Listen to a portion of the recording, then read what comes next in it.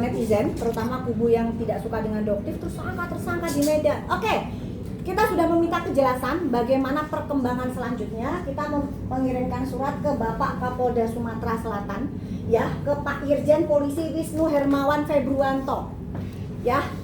Bapak Irjen Polisi Wisnu Hermawan, Pak, kami sudah mengirimkan surat ke Bapak, ya, tentang ini karena ini dugaannya ada pelanggaran hak asasi manusia, di mana kita juga sudah melaporkan ke Propam Polda Sumatera Utara, ya, atas kasus dugaan penyimpangan, ya, dilakukan oleh penyidik di Polres Medan. Bahkan kita juga sudah mengirimkan surat ke Kapolres Medan,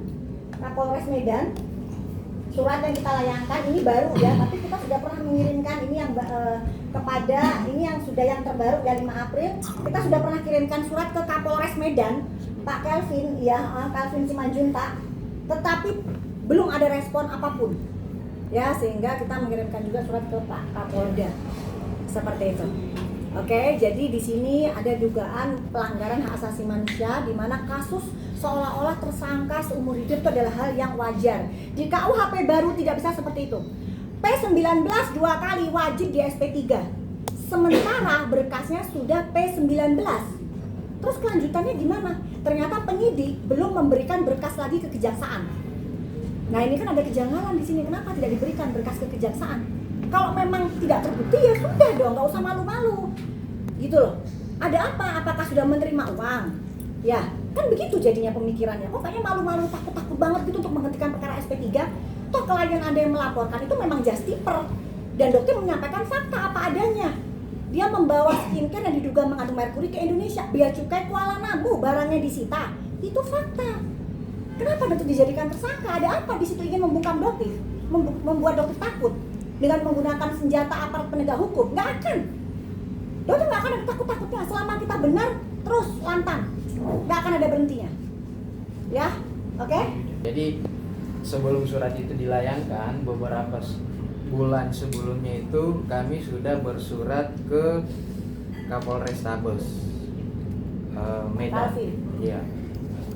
Intinya itu suratnya menjelaskan terkait dengan kronologis perkaranya seperti apa, duduk permasalahannya seperti apa, keberatan kami terhadap penetapan tersangka itu seperti apa. Poin pentingnya adalah kami meminta kepada aparat penegak hukum agar segera memberikan kepastian hukum terhadap penanganan perkara ini.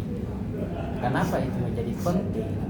Karena terkait dengan penetapan tersangka terhadap klien kami, Bu Dokter, itu menjadi bahan bagi pihak-pihak yang tidak bertanggung jawab menggiring opini bahwa tersangka, sehingga menjatuhkan kredibilitas dan kehormatan klien kami.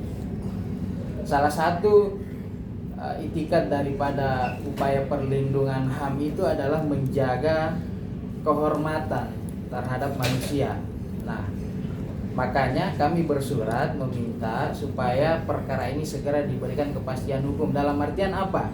Jika ternyata alat buktinya sudah cukup untuk menetapkan tersangka, kemudian berkas perkaranya dilengkapi atau sudah lengkap, agar segera dilimpahkan kepada pihak Kejaksaan Negeri, agar segera masuk ke dalam persidangan.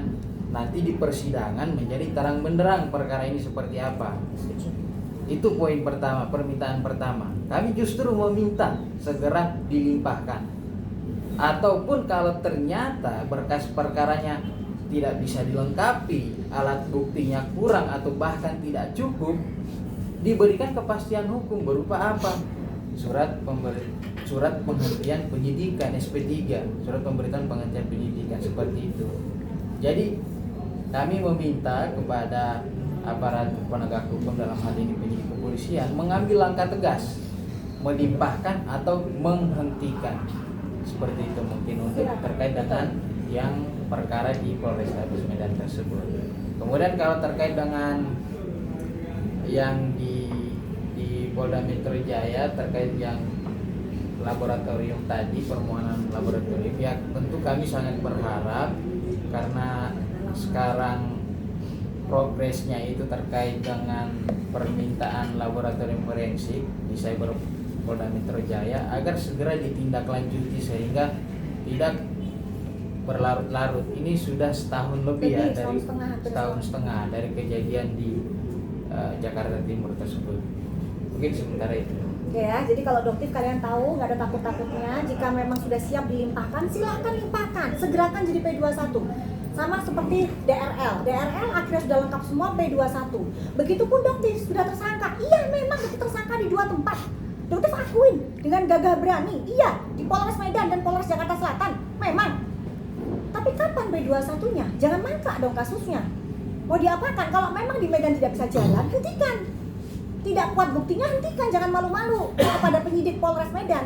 Daripada nanti akhirnya apa merembet ke Paminal, kemana-mana. Karena ini sudah ada dugaan adanya dugaan apa istilahnya penyimpangan ya dari penyidikan. Oke? Mungkin Bang Caca mau nambahin?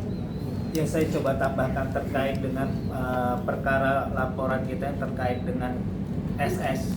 Kebetulan kita ada beberapa laporan, yaitu ada yang di Krimum juga, di Polda, habis itu yang di Cyber itu terkait dengan PDP, dan satu lagi ada yang terkait dengan di Polres Jakarta Timur. Itu kondisinya saat ini dapat saya sampaikan, posisinya tinggal menunggu untuk pemanggilan dari kami sebagai pelapor, yaitu karena sudah masuk tahap sidik. Dan kebetulan mungkin pada saat